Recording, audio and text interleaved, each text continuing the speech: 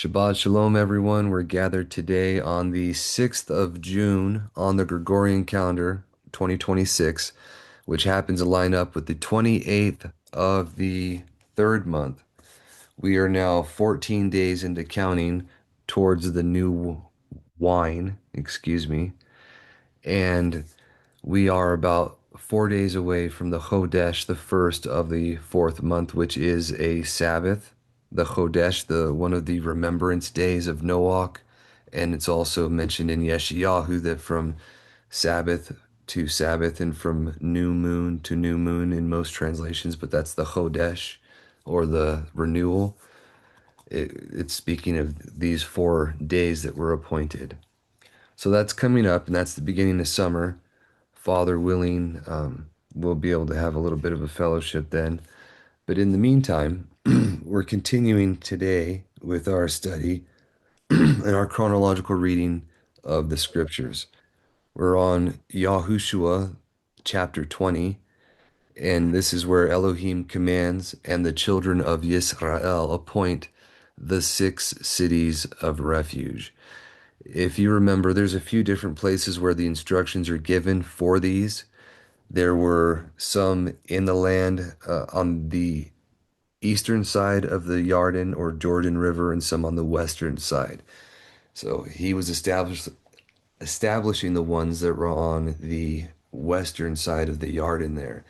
Moshe had already established the 3 cities that were on the side from Reuben, Gad, and Manasseh, or the half tribe of Manasseh. And these were cities of refuge that were specifically given to the sons of Lewi for their habitation. Since they had no inheritance among the children, they dwelled in these cities, and they had about a 2,000 or a Sabbath day's journey, a 2,000 cubit perimeter around their city where they can graze their animals and whatnot. So right here, you can see there's a few verses missing from the Septuagint version compared to the Masoretic. We're just going to go over and read that one as we go, but we'll get there.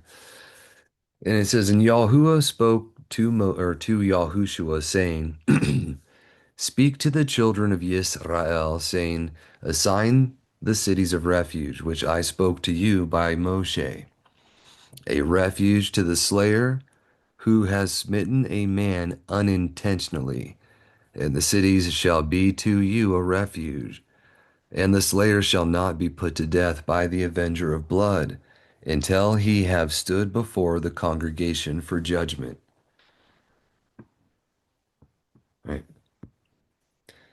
Now, the cynic or, the inquisitive child might ask, well, how is it fair if anyone that can run faster than you can go to this place and not be killed for murder?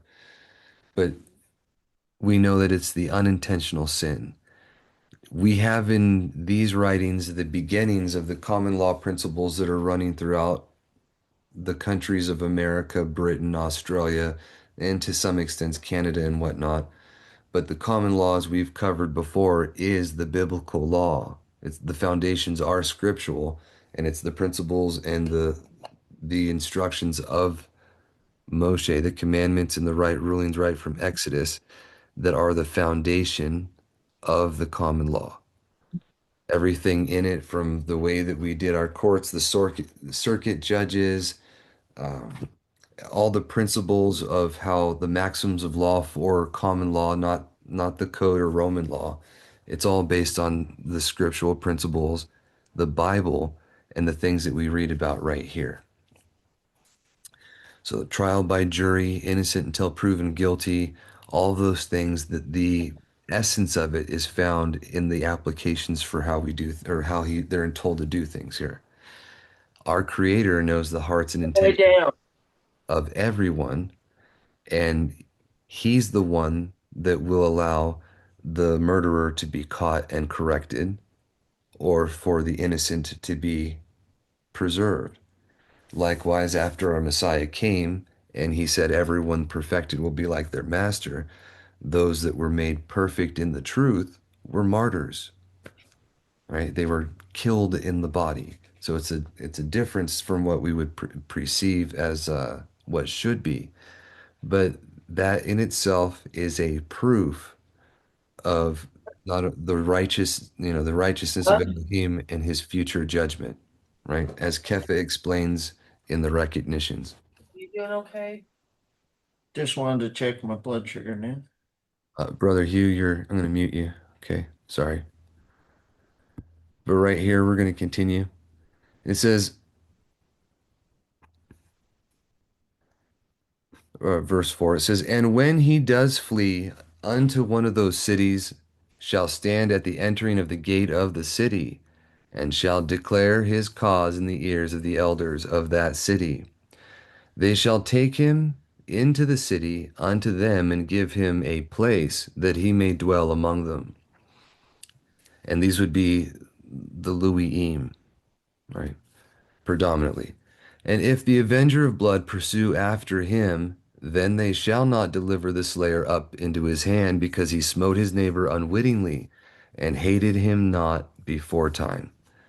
And he shall dwell in that city until he stand before the congregation for judgment, until the death of the high Kohen that shall be in those days.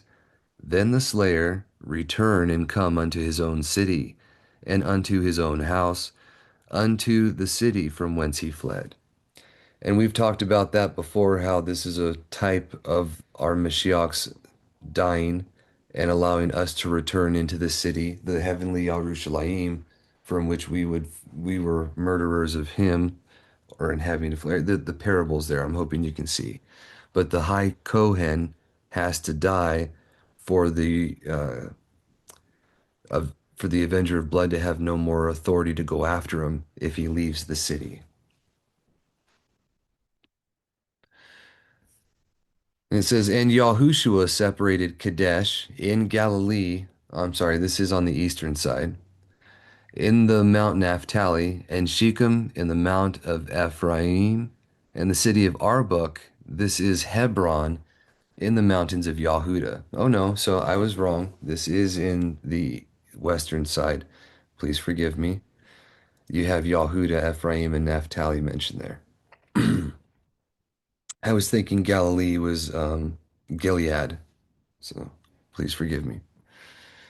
"And beyond the Jordan he appointed Bezir in the wilderness, in the plain out of the tribe of Reuben, and Aramoth in Gilead, out of the tribe of Gad, and Gelon in the country of Bashan, out of the tribe of Manasseh." Those would be the ones that are on the eastern side of the Jordan.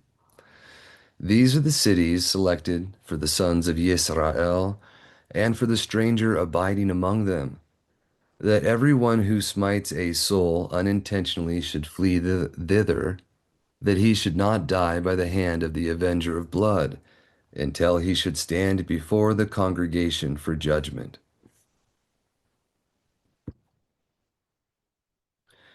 All right, chapter 21.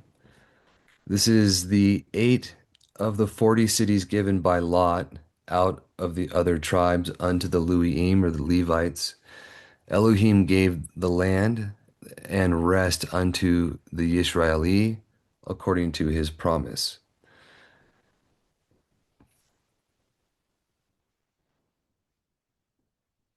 It says, "And the heads of the families of the sons of Lui drew near to Eleazar the Kohen, and to Yahushua the son of Nun, and to the heads of the families of the tribes of Yisrael."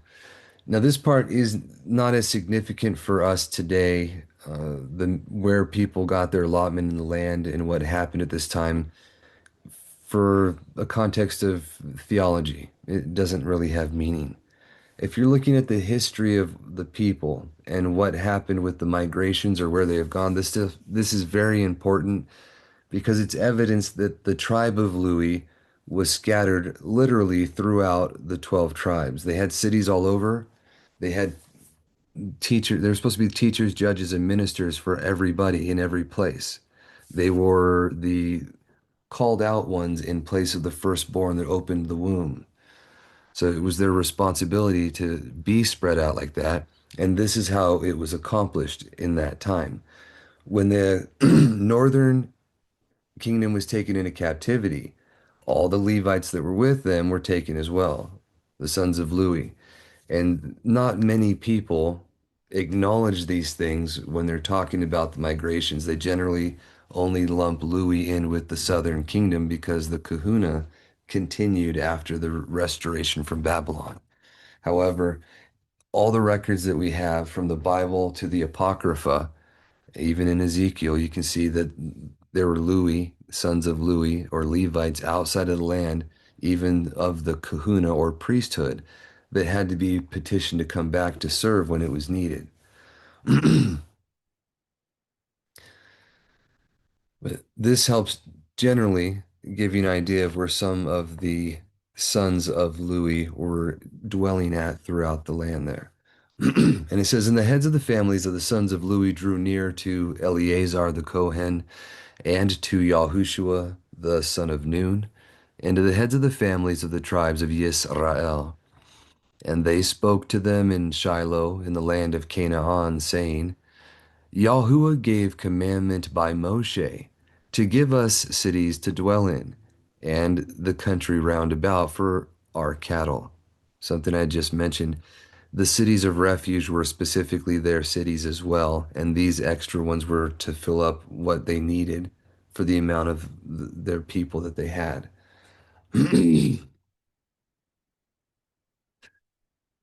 You can see a parallel for this, and I didn't mean to digress here, but in the ancient history of Caledonia, which we've talked about before, but just to recap for anyone who might not be familiar, it is a history of a righteous remnant of the children of Abraham, of the seed of Yisrael, that left Egypt before Moshe's birth and the death of the firstborn by Pharaoh.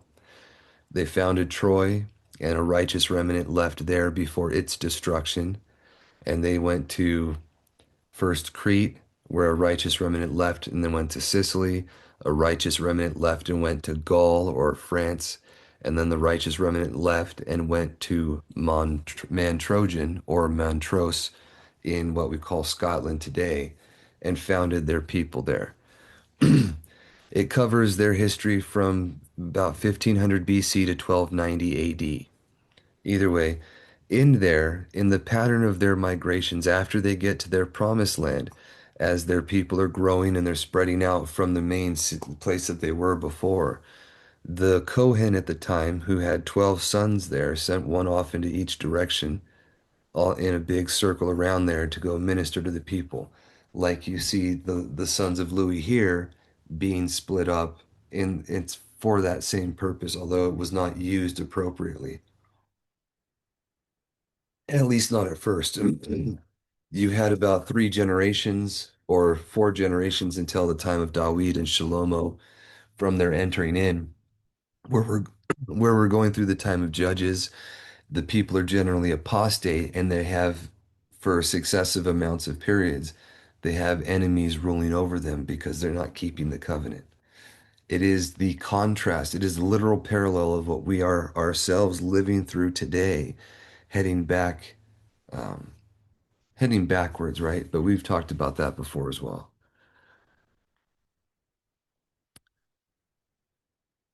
So he says, excuse me, I feel like I have something in my throat. Verse 3 here, it says, so the children of Yisrael gave to the Luiim in their inheritance by the command of Yahuwah the cities and the country round. And the lot came out for the children of Kohath and the sons of Aharon, the Kohanim, the Luiim, had by lot 13 cities out of the tribe of Yahudah, and out of the tribe of Shimon, and out of the tribe of Benjamin. And to the sons of Kohath that were left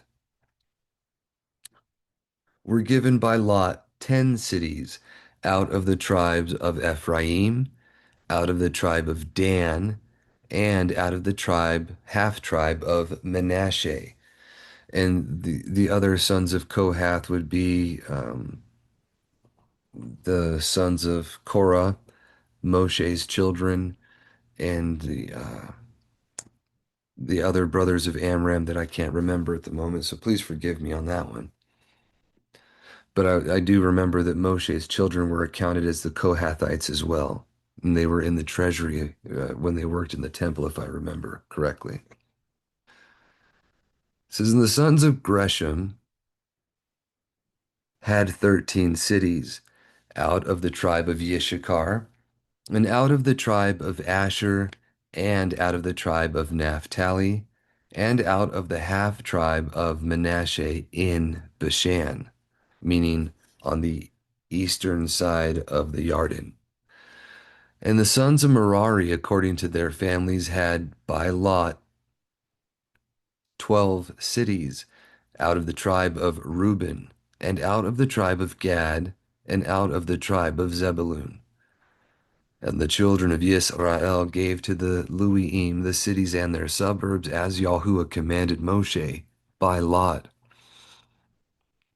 And the tribe of the children of Yahudah, and the tribe of the children of Shimon, and of the tribe of the children of Benjamin gave these cities, and they were assigned to the sons of Aharon of the family of Kohath, of the sons of Lui, for the lot fell to these. And they gave them to, or they gave them, or they gave to them, sorry, Kiriath Arbach, the metropolis of the sons of Anak. This is Hebron in the mountain of Yahudah and the suburbs around it. And I do believe that would have been in the area or the dominion of Caleb, because he was given what the children of Anak there had in Hebron. So, but the lands of the city and its villages, Yahushua, oh, it tells you right there. Forgive me. The villages Yahushua gave to the sons of Caleb, the son of Yephuneh, for a possession.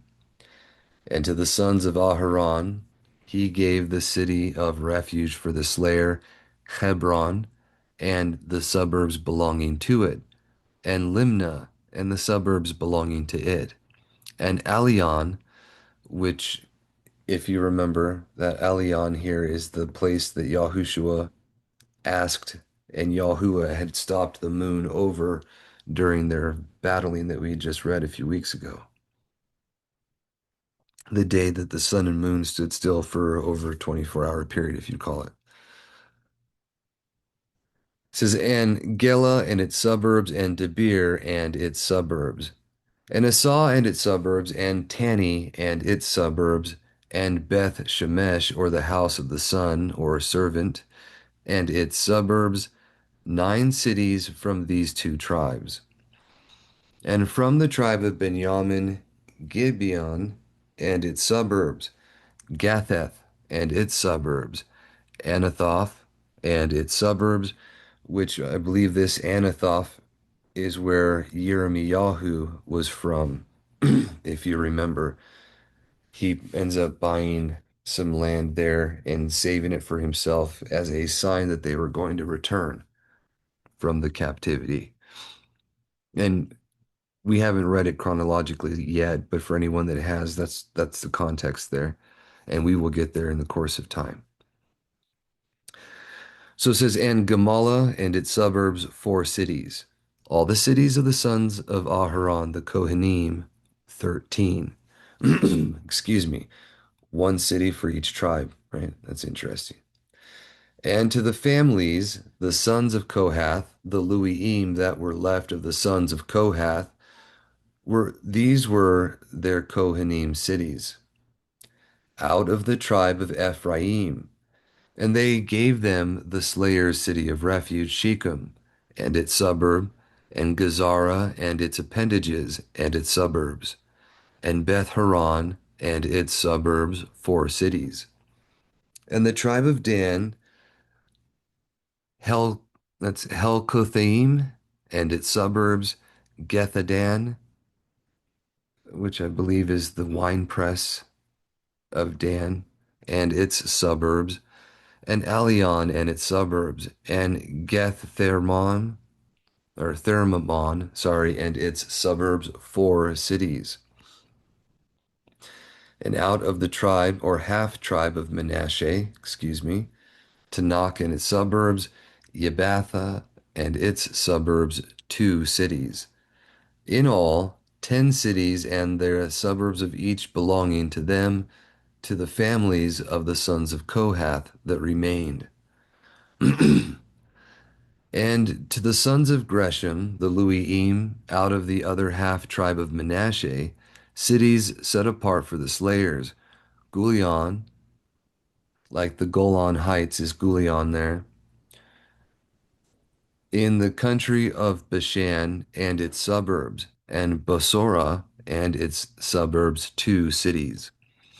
And out of the tribe of Yishakar, Kishon and its suburbs, Deba and its suburbs, and Ramoth and its suburbs, and the Well of Letters and its suburbs, 4 cities. And out of the tribe of Asher, Besela and its suburbs, Debon and its suburbs, and Chelkat and its suburbs, and Rahab and its suburbs, 4 cities. And of the tribe of Naphtali, the city set apart for the slayer, Kadesh in Galilee and its suburbs, and Namath and its suburbs, and Thimon and its suburbs, 3 cities. All the cities of Gresham, according to their families, were 13 cities.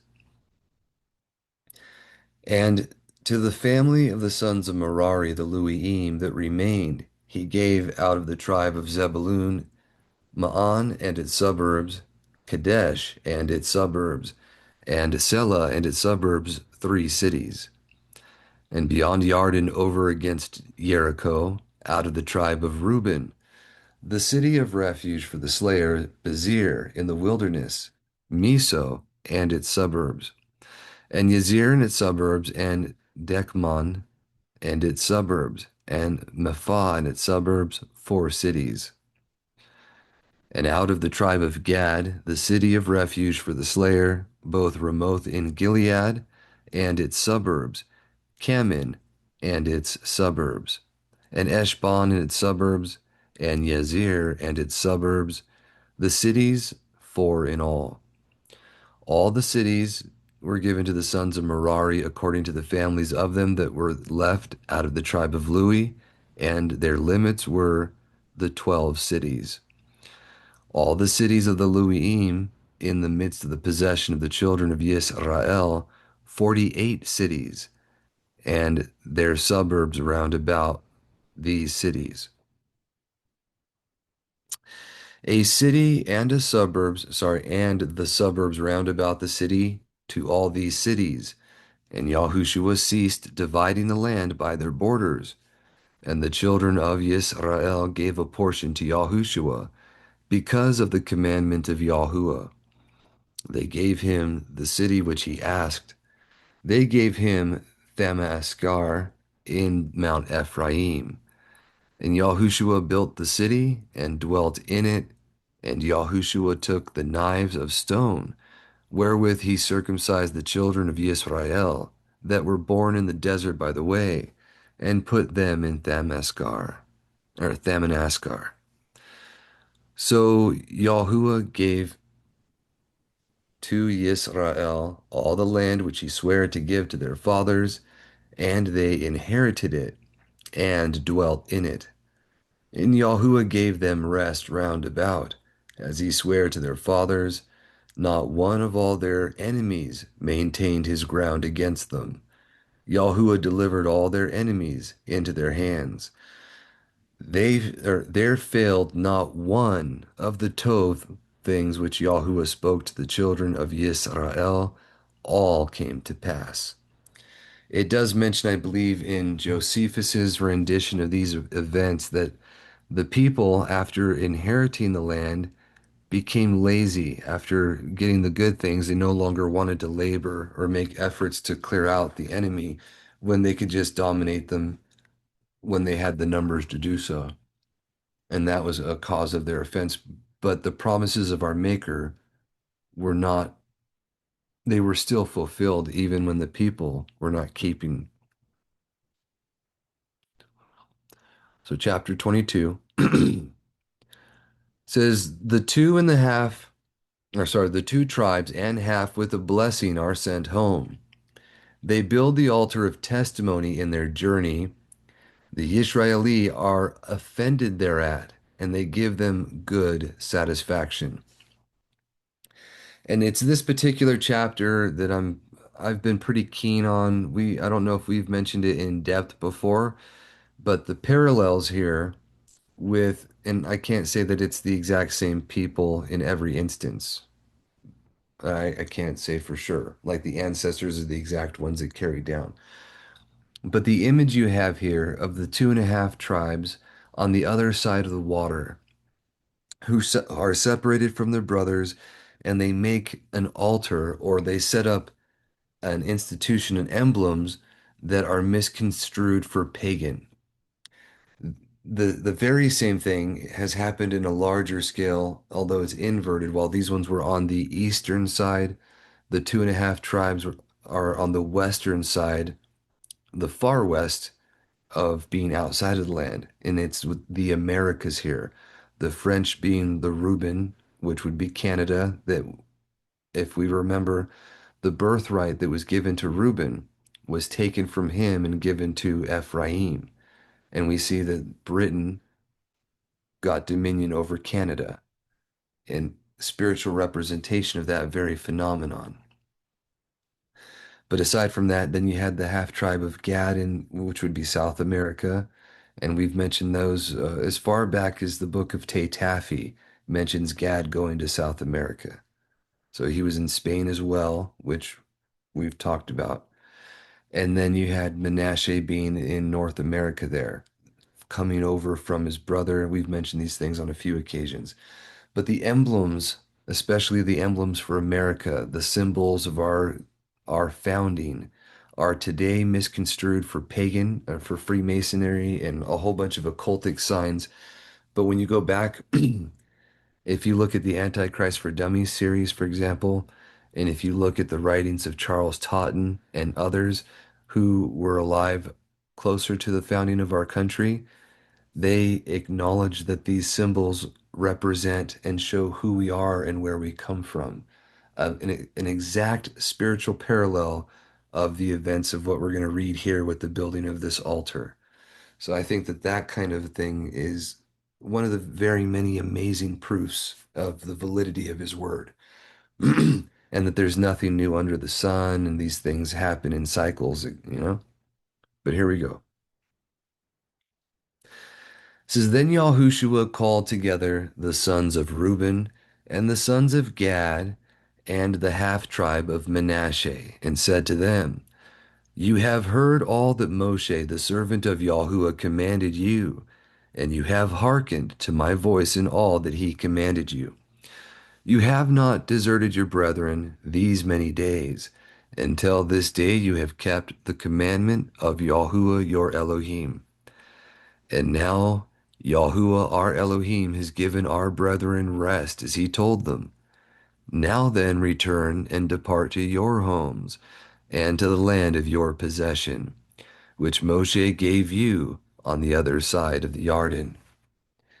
But take great heed to do the commandments and the law, which Moshe the servant of Yahuwah commanded you to do, to love Yahuwah your Elohim, to walk in all his ways, to keep his commandments, and to cleave to him, and serve him with all your mind and with all your soul. And Yahushua blessed them and dismissed them, and they went to their homes. And to the half tribe of Manasseh, Moshe gave a portion in the land of Bashan, and to the half Yahushua gave a portion with his brethren on the other side of the Jordan westward. And when Yahushua sent them away to their homes, then he blessed them. And they departed with much wealth to their houses, and they divided the spoil of their enemies with their brethren, very much cattle, and silver, and gold, and iron, and much raiment. So the sons of Reuben, and the sons of Gad, and the half tribe of Manasseh departed from the children of Israel in Shiloh, in the land of Canaan, to go away into Gilead, into a land of their or into the land of their possession, which they inherited by the command of Yahuwah by the hand of Moshe. And they came to Gilead of Yarden, which is on or in the land of Canaan, and the children of Reuben and the children of Gad and the half tribe of Manasseh built there an altar by the Yarden, a great altar to look at. And the children of Yisrael heard, say, Behold, the sons of Reuben and the sons of Gad and the half tribe of Manasseh have built an altar at the borders of the land of Canaan, at Gilead of Yarden, on the opposite side to the children of Yisrael. And all the children of Yisrael gathered together to Shiloh, so as to go up and fight against them. And the children of Yisrael sent to the sons of Reuben and the sons of Gad and to the sons of the half tribe of Manasseh into the land of Gilead, both Phinehas, the son of Eleazar, the son of Aharon the Kohen, and 10 of the chiefs with him, one chief of every household out of all the tribes of Yisrael. The heads of families are captains of thousands in Yisrael. So the heads of the families would be the Alphim, the heads of the thousands, the Alphim, and that is the equivalent of the sheriff of a county today. They're elected officials in our common law countries, but that's the principle that had carried down. We have a lot of history on that. Brother Earl's more familiar with it than I believe some of the others in our group here. But the history of the sheriff is one of the amazing things that you can follow directly from our modern day rendition all the way back to this principle of the heads of the families of the captains of thousands over the people. In the Old English, it was called the Shire Reef, which became the sheriff. It says, and they came to the sons of Reuben and to the sons of Gad and to the half tribe of Manasseh into the land of Gilead, and they spoke to them, saying, Thus says the whole congregation of Yahuwah, what is this transgression that you have transgressed before the El of Yisrael, to turn away today from Yahuwah, in that you have built for yourselves an altar, so that you should be apostates from Yahuwah? Is the sin of Fagor too little for you, whereas we have not been cleansed from it until this day, though there was a plague among the congregation of Yahuwah? Now, they admit that they have not been cleansed from it until this day, meaning the sin of Fagor. The problems that were caused from that event have not been fully removed from them. And it wouldn't be for their children's children to the fourth generation, if you recall. Something I just mentioned, it was about the fourth generation from Dawid and Shalomo after they went into the land. Just for context, Aminadab in Egypt had Nachshon. Nachshon was the leader of the sons of Yahuda during the wilderness journey. He's the one that died in the wilderness. His son Salmon was the spy that helped Rahab. Their son Boaz was the one who married Ruth. Their son Obed was the father of Yeshai, who was the father of Dawid. So you had those 3 to 4 generations of those who hate me before the cleansing of these sins were full, and you could have them keeping the word in the land like he said to, as in a fullness, in without any deviation or without any adversarial problems.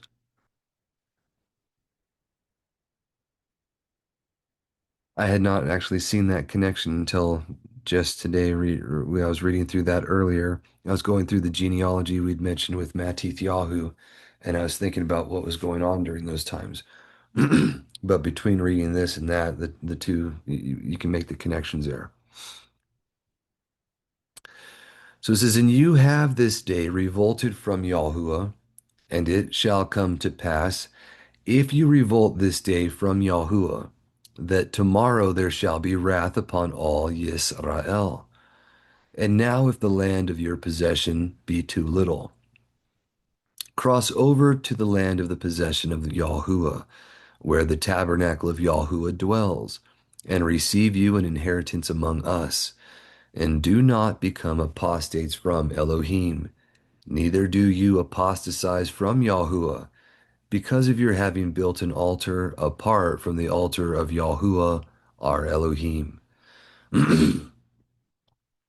Behold, did not Achan the son of Zerah commit a trespass of the accursed thing, and there was wrath on the whole congregation of Yisrael, and he himself died alone in his own sin. And the sons of Reuben, and the sons of Gad, and the half tribe of Manasseh answered and spoke to the captains of the thousands of Yisrael, saying, Elohim, Elohim is Yahuwah, and Elohim himself knows, and Yisrael he shall know. If we have transgressed before Yahuwah by apostasy, let him not deliver us this day. But if we have built to ourselves an altar, so as to apostatize from Yahuwah our Elohim, so as to offer upon it a sacrifice of whole burnt offerings, so as to offer upon it a sacrifice of shalom offerings, Yahuwah shall require it. But if we have done this for the sake of precaution concerning this thing, saying, Least hereafter your sons should say to our sons, What have you to do with Yahuwah Elohim of Yisrael? Whereas Yahuwah has set boundaries between us and you, even the Yarden. And you have no portion in Yahuwah. So your sons shall alienate our sons, that they should not worship Yahuwah. And we gave orders to do thus, to build this altar, not for burnt offerings nor for meat offerings, but that this may be a witness between you and us, and between our posterity after us, that we may do service to Yahuwah before him, with our burnt offerings and our meat offerings, and our shalom offerings. So your sons shall not say to our sons hereafter, You have no portion in Yahuwah. And we said, If ever it should come to pass that they should speak so to us, or to our posterity hereafter, then shall they say, Behold the likeness of the altar of Yahuwah which our fathers made, not for the sake of burnt offerings, nor for the sake of meat offerings, but it is a witness between you and us, and between our sons. Far be it from us, therefore, that we should turn away from Yahuwah this day, so as to apostatize from Yahuwah, so as that we should build an altar for burnt offerings, and for shalom offerings, besides the altar of Yahuwah which is before his tabernacle. And Phinehas the Kohen and all the chiefs of the congregation of Yisrael who were with him heard the words which the children of Reuben and the children of Gad and the half tribe of Manasseh spoke, and it pleased them. And Phinehas the Kohen said to the sons of Reuben and to the sons of Gad and to the half of the tribe of Manasseh, Today we know that Yahuwah is with us, because you have not trespassed grievously against Yahuwah, and because you have delivered the children of Yisrael out of the hand of Yahuwah. So Phinehas the Kohen and the princes departed from the children of Reuben, and from the children of Gad, and from the half tribe of Manasseh, out of Gilead, into the land of Canaan to the children of Yisrael, and reported the words to them. And it pleased the children of Yisrael, and they spoke to the children of Yisrael, and blessed the Elohim of the children of Yisrael.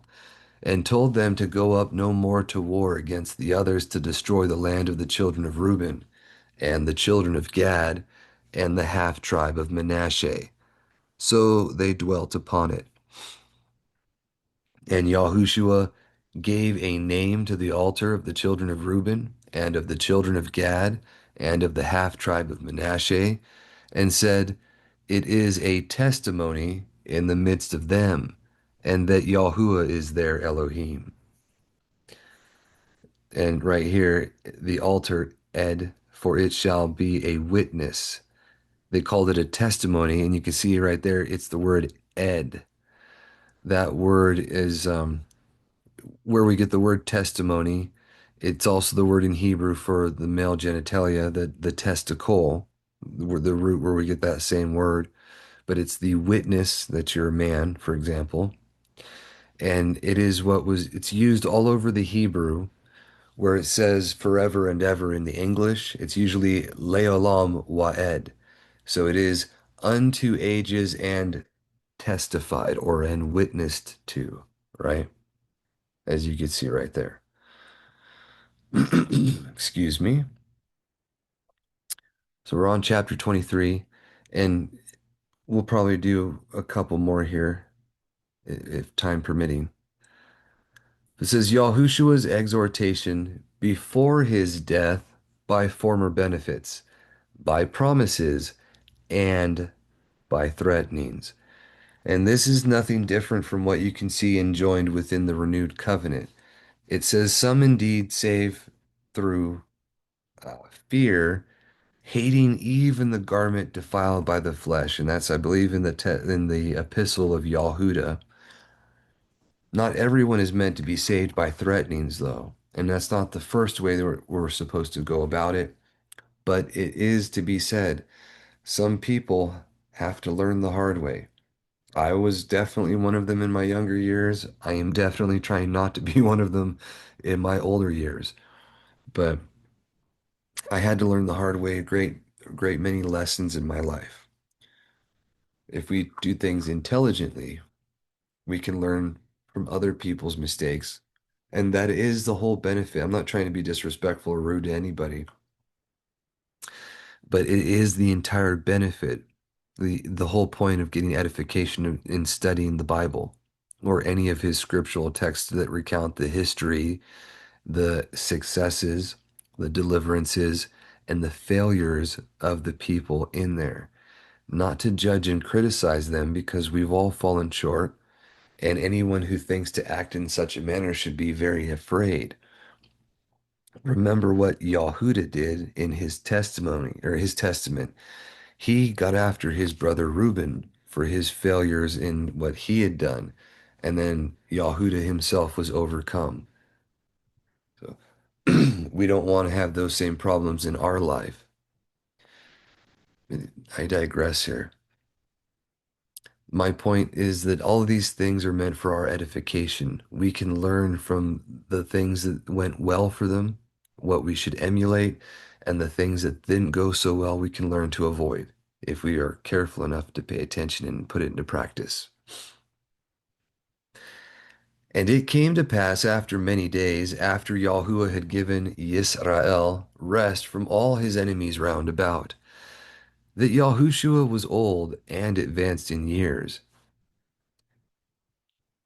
I'm no, I'm can't I can't say that Caleb is the same age as Yahushua here. It seems to be that Caleb may have been the elder, because what we just read is that Yahushua divvied up the land that was given to Caleb to his sons, but the city of Hebron was given as the city of refuge for the sons of Louis.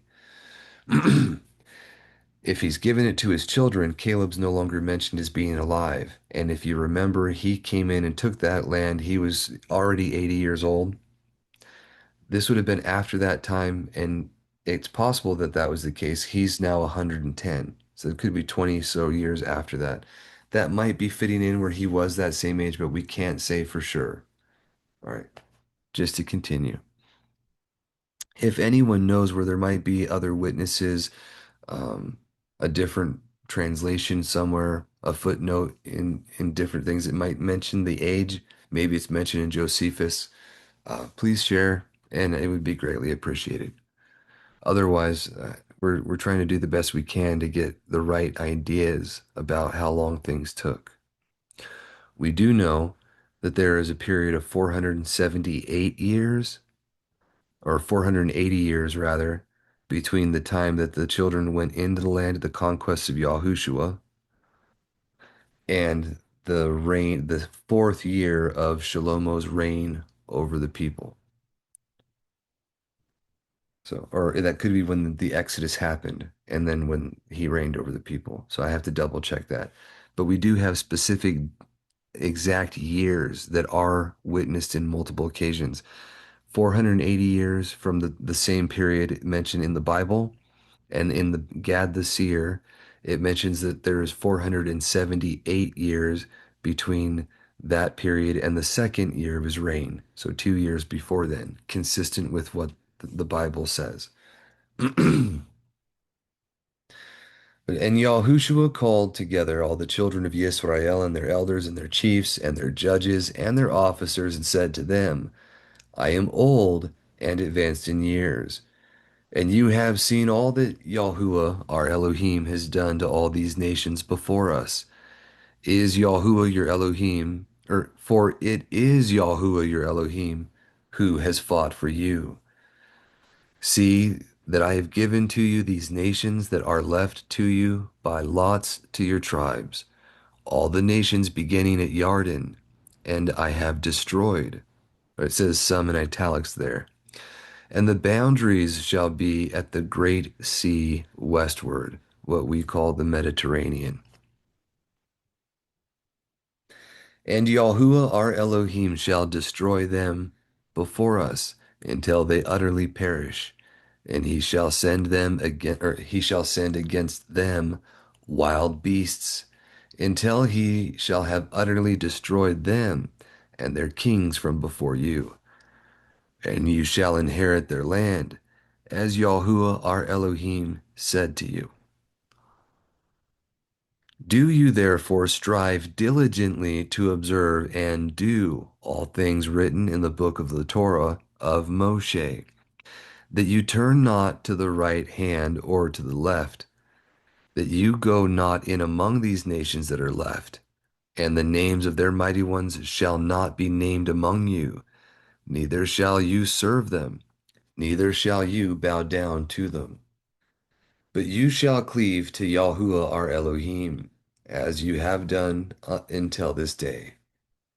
And Yahuwah shall destroy them before you, great and strong nations, and no one has stood before us until this day. One of you has chased 1,000, for Yahuwah our Elohim, he fought for you, as he said to us. And take great heed to love Yahuwah our Elohim. For if you shall turn aside and attach yourselves to these nations that are left with you, and make marriages with them, and become mingled with them, and they with you, know that Yahuwah will no more destroy these nations from before you, and they will be to you snares and stumbling blocks, and nails in your heels, and darts in your eyes. Isn't that the case? What happened there? Now, we haven't gone over this in too much detail. I have mentioned it on occasion, but this is just for your consideration. From the inception of the children of Canaan in that land, when they broke the promise or the covenant they made with their mouth, they were under a curse. Even before that time, it was prophetically cursed by Noah in the vision he had when he was drunk, as mentioned in the Genesis Apocryphon and the Bible. But the reason why he was cursed was because he took something that he swore that he wouldn't. And after he was given over to that, and he was in the land and he was cursed, our Creator's Ruach was no longer dwelling with him. You can see the effects of Satan running those people. They're adversarial to everyone, including their neighbors. They attack their friends. They conquer their own brothers in Egypt as the shepherd kings for a while and made themselves obnoxious to them. But more importantly, they were used specifically by the enemy to try and thwart the promises made by our Creator. When the promised seed is in Egypt, they attack multiple times. They're fighting with the Egyptians, and when the Canaanites conquered them, they closed the borders, trapped Amram on the other side, and they enslaved the children to try to keep the promises from being fulfilled. It's the children of Canaan being used by Satan for this end. When they intermarried with the sons of Yahudah, those children died except for one. When they intermarried with when Shimon married a Canaanite, he had children by them, and then he later had more. But those mixtures allowed those people that were under a curse to be mixed with those in the land. And I believe that they're the ones actively working as the agents that led to our Messiah's demise there, which you can see foretold even in this spot, that they would be snares and stumbling blocks and nails in your heels, right? Now, also darts in the eyes, but I thought that was a significant usage, and I don't think that it's mentioned like that right here. Yeah, that's not mentioned in the Masoretic version. Until you be destroyed from off this good land, which Yahuwah your Elohim has given you. But I hasten to go the way as all that are upon the earth also. And you know in your heart and in your inner being that not one word has fallen of all the words which Yahuwah has spoken, or Yahuwah our Elohim has spoken, respecting that concerns us. There has not one of them failed. They say fallen there. Yeah, nafal is literally to fall. The word, I thought that was an interesting use there because the word Yahuwah, or in the breakdown of the word hey, wah, hey, or yod, hey, yod, or hey, yod, hey, and the derivatives of those words, it means what falls about, but what comes to be. So I thought it was an interesting play on words there if that was the case, but it is not. So it says, but I hasten, I already read that one, I'm sorry. And it shall come to pass that as all the tow things are come upon us, which Yahuwah Elohim will bring upon you, all the evil things, until he shall have destroyed you from off this Tov land, which Yahuwah has given you. When you transgress the covenant of Yahuwah our Elohim, which he has charged us, and go and serve other mighty ones, or Elohim Akrim, and bow down to them.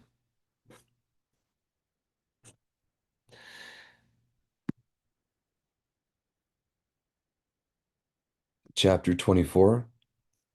Yahushua assembles the tribes at Shechem. A brief history of Elohim's benefits from Terah. He renewed the covenant between them and Elohim. A stone, that's an interesting parallel there. A stone of witness of the covenant. Yahushua's age, death, and burial. Yahusuf's bones are buried, and Eleazar.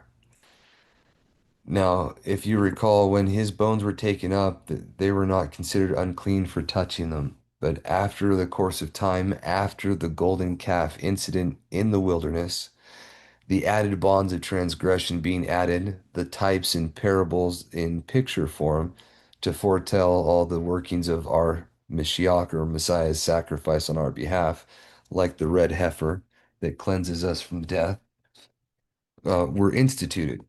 So after this, when they bring them in again, then they would have to be cleansed. But before the Torah came, there was no sin.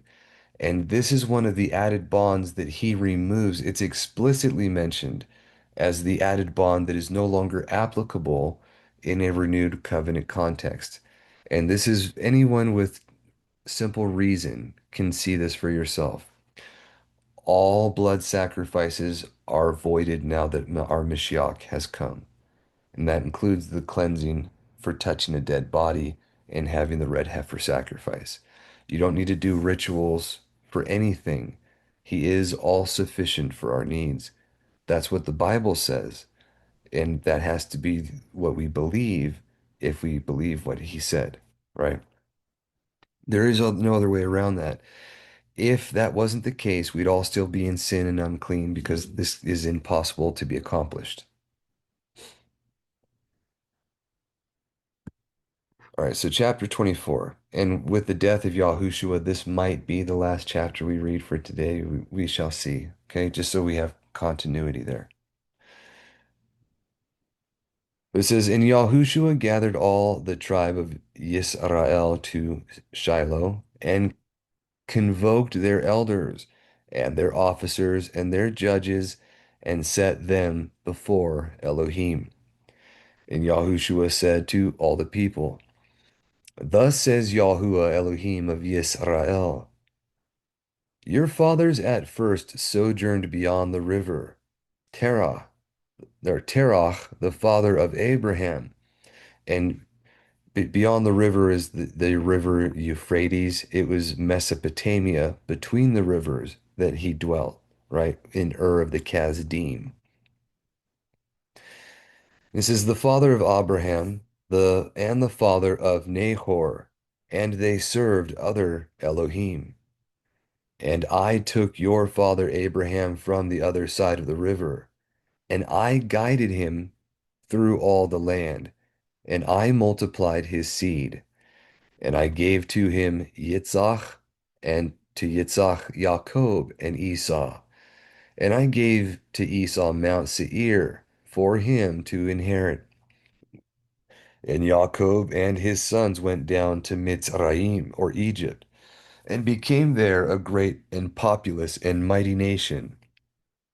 And the Mitzrayites, or the Egyptians, afflicted them. And I smote Mitzrayim with the wonders that I wrought among them. And afterwards brought out our fathers from Mitzrayim. And you entered into the Red Sea, and the Mitzrayites pursued after our fathers with chariots and horses into the Red Sea. Now, forgive me here. I'm reading it as the text is, but you can see it went from first person like Yahuwah was speaking to second person as if Yahushua, the son of Nun, is speaking. So bear with me there. I don't know if that was the original way it was written or how that went, but we're just going to read it as it is here.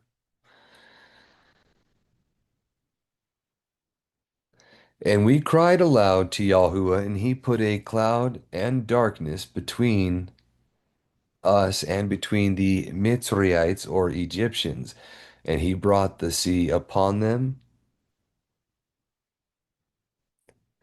and covered them, and your eyes have seen all that Yahuwah did in the land of Mitzrayim, and you were in the wilderness many days.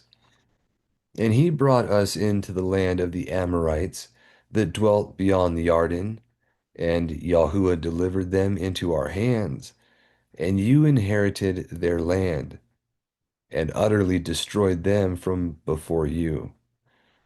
And Bela, king of Moab, the son of Zippor, rose up and made war against Yisrael, and sent and called Balaam to curse us. But Yahuwah, your Elohim, would not destroy you, and he greatly blessed us, and he rescued us out of their hands and delivered them. And you crossed over Jordan and came to Jericho, and the inhabitants of Jericho fought against us. Remember, Jericho is Yeraku. He's his moon, if you will, or it's about moon worship and a city of moon worshippers that were in the land there. And it says, And you crossed over Jordan and came to Jericho, and the inhabitants of Jericho fought against us, the Amorite, and the Canaanim, and the Pezarim, and the Hivim, and the Yebusim, and the Chittim, and the Girgashim, and Yahuwah delivered them into our hands. And he set forth the hornet before you, and he drove them out from before you, 12 kings of the Amorites, not with your sword, nor with your bow. And he gave you a land on which you did not labor, and cities which you did not build. And you were settled in them, and you ate vineyards and olive yards which you did not plant. And now fear Yahuwah and serve him in righteousness and justice, or right ruling, and remove the strange Elohim, which our fathers served beyond the river and in Mitzrayim, and serve Yahuwah. Remember, it mentions in the book of Yobelim that after Abraham repented, he kept the festivals, the eternal feast days that were recorded in the Shamayim, including the 4 remembrance days that were instituted by Noach, and he was the first to keep some of them. I believe Jacob, his grandson, was the first to keep the last great day on tabernacles and instituted those. But by his generations, all of these festivals were supposed to be and were being kept by believers in the world. And it was when they went into Mitzrayim, when they were 3, 4 generations there, that some of them went apostate and started mixing with the Egyptians. Again, we've mentioned the ancient history of Caldonia. It begins with that time period where Pharaoh, the Canaanite that beat the Egyptians and conquered them, closed the borders, and then took over as Pharaoh, conspired with the Egyptians to enslave the people. And when he did that, he forced them to bow down to the bull and worship.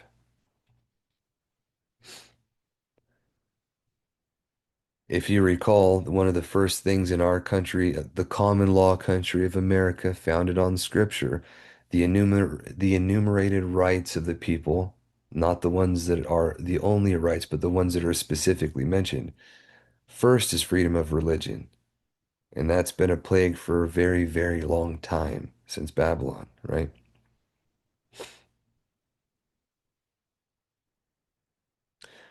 Says, but if it seem not tov to you to serve Yahuwah, choose to yourselves this day whom you will serve, whether the mighty ones of your fathers that were on the other side of this river, or the river, or the mighty ones of the Amorites among whom you dwell upon their land. But I and my house will serve Yahuwah, for he is kadosh, or set apart.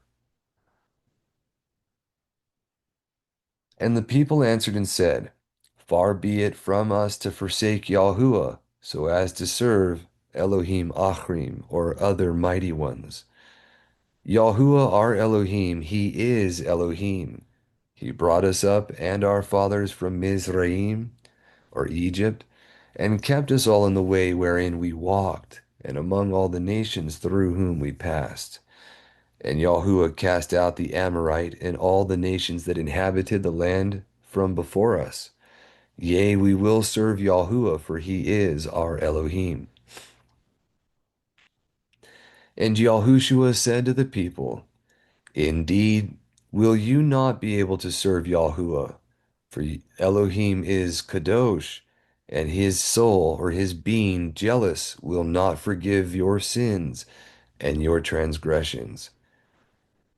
He is Kana, that Kuf, Nun, this has a Wa, Aleph, so Kuno, they have there.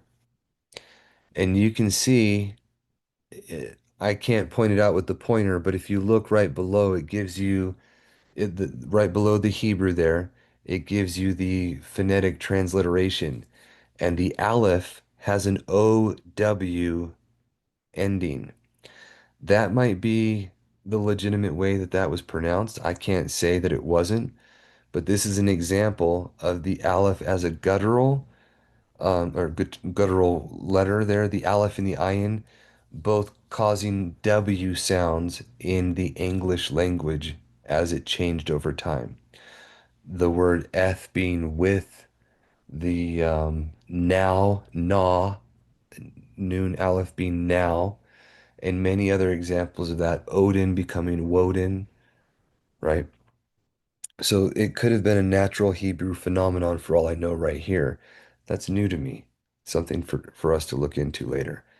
But my point in mentioning this is that he is jealous, and this directly ties in with the third commandment of the commandments given in Scripture, where he says, "You do not lift up, bear, or carry the eth Shem of Yahuwah your Elohim to naught, a lie, falsehood, fabrication, or ruin. For Yahuwah will not cleanse or purify him." Or I'm sorry, I'm reading the wrong one or reciting the wrong one. It's the second commandment where he says not to make any idols of anything from in the heavens above, the earth beneath, the waters beneath the earth, and not to bow down or serve them.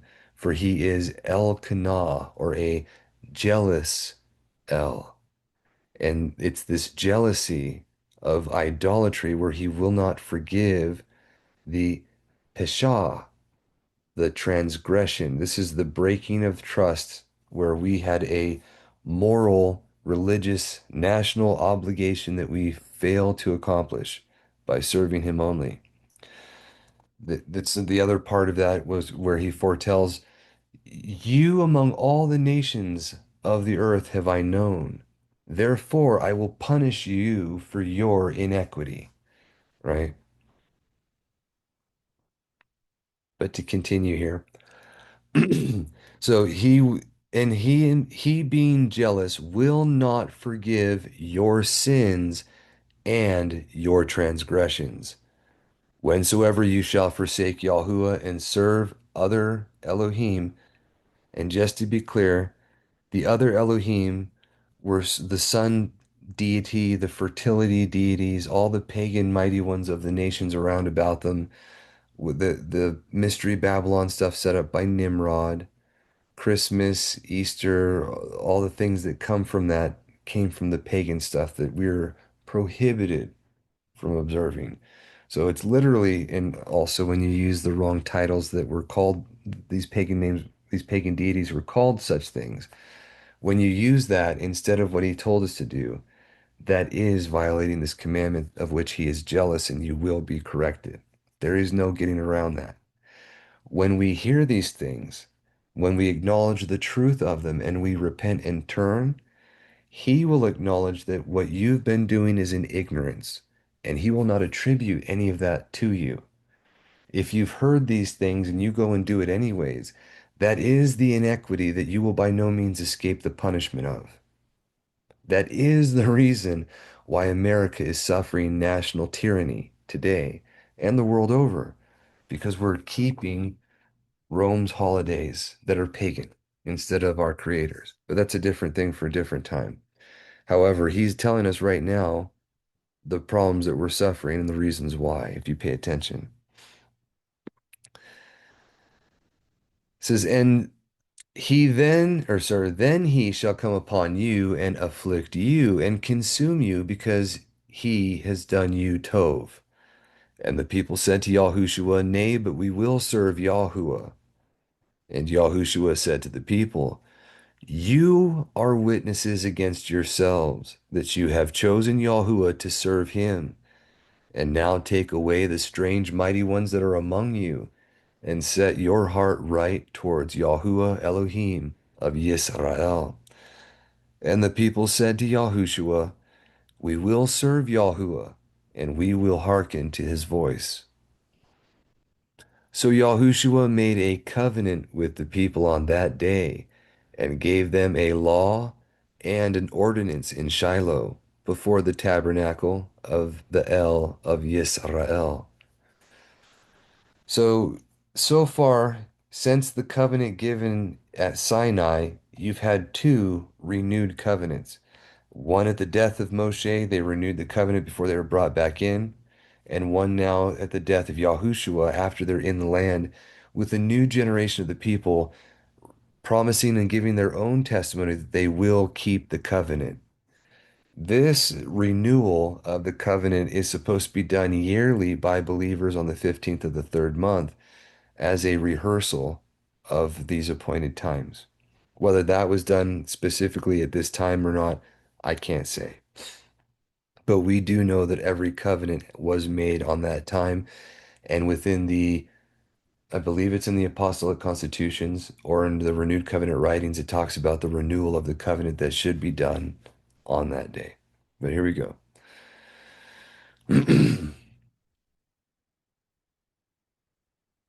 And he wrote these words in the book of the Torah or laws of Elohim. And Yahushua took a great stone and set it up under the oak before Yahuwah. And Yahushua said to the people, Behold, this stone shall be among you for a witness, for it has heard all the words that you have spoken to it by Yahuwah. For he has spoken to you this day. And this stone shall be among you for a witness in the last days, whenever you shall deal falsely with Yahuwah my Elohim. And it's interesting that I believe this stone was found, the archaeological site and the stone that was erected was found, or at least one of them, that they put up a huge stone that was covered in whitewash for them or plaster, but the writing is no longer on it. And it was in front of what later became a pagan temple, but it was a synagogue they had set up, or the house of the Lord, Baal Berith or whatever. I might be mistaken if this is that one, but we'll see. And Yahushua dismissed the people, and they went every man to his place. And it came to pass after these things that Yahushua the son of Nun, the servant of Yahuwah, died of 110 years.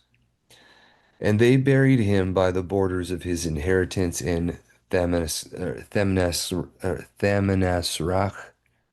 Please forgive me. Thamnasarach. There we go. In the mount of Ephraim, northward of the mount of Gilead. There they put with him into the tomb in which they buried him the knives of stone with which he circumcised the children of Israel in Gilgal, when he brought them out of Egypt, as Yahuwah appointed them, and there they are to this day. And Yisrael served Yahuwah all the days of Yahushua, and all the days of the elders that lived as long as Yahushua, and all that knew all the works of Yahuwah which he had wrought. I like the way it's written in the other version here, just a minute. It says, And Yisrael served Yahuwah all the days of Yahushua, and all the days of the elders that outlived or overlived Yahushua. If you remember the pattern, Yahusuf, Ephraim's father, the tribe of which Yahusuf or Yahushua comes from, lived to 110, and he was the first of his brethren of the 12 to pass away. I think we can see a similar echo here where Yahushua, a son of Ephraim, a son of Yahusuf, died at the same age and possibly before the elders that were contemporary with him of that second generation. They obviously would have been younger.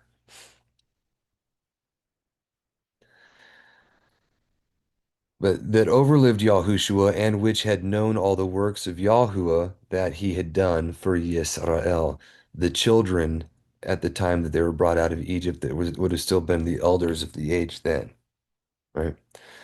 And the bones of Yahusuf, which the children of Yisrael brought up out of Mitzrayim, buried they in Shechem, in a parcel of ground which Yaakov bought of the sons of Hamor, the father of Shechem, for 100 pieces of silver, and it became the inheritance of the children of Yahusuf. And Eleazar, the son of Aharon, died, and they buried him in a hill, Phinehas his son, which was given him in Mount Ephraim. All right, so he was buried in the place where Phinehas was given in Mount Ephraim of the sons of Aharon. Okay. I think I remember that was Ephraim, Yahuda, and Benjamin, but I thought that the sons of Aharon were given a different one. We'll have to double check that because we'll just listen to this again. But in the meantime, yes, that is the end of the book of Yahushua. When we continue next week, we will be on the book of Judges.